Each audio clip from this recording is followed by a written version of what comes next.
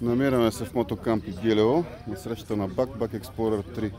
Това момче сега ще се представи и ще ни представи този интересен мотор.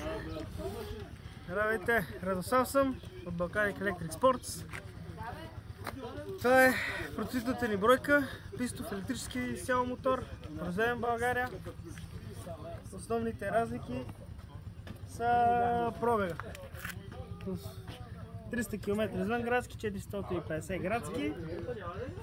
С такава батерия към момента не съществува, особено в този ценови диапазон.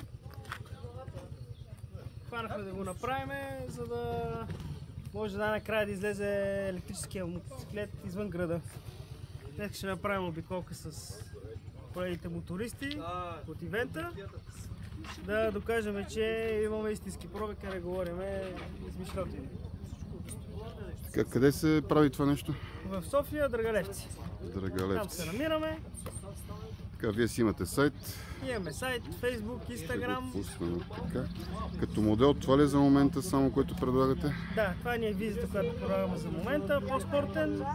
Надявам се до година да имаме и турърски вече вариант. Това ще да питам, да, вариант с по-изправено кормило и турърски.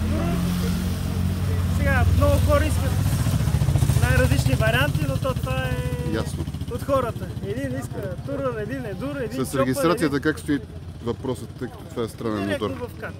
Директно в КАТ.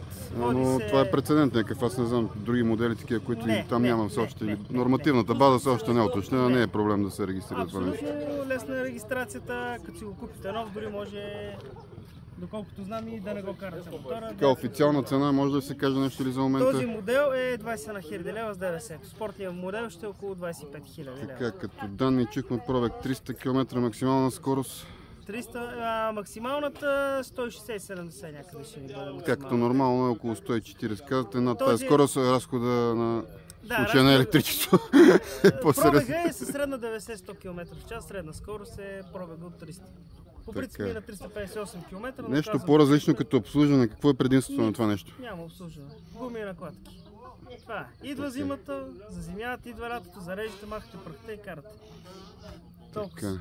Няма поддръжка никаква. Ами супер, като резервни части това си означава при вас фирмата, така. Гаранция има, резервни части имаме, няма проблеми.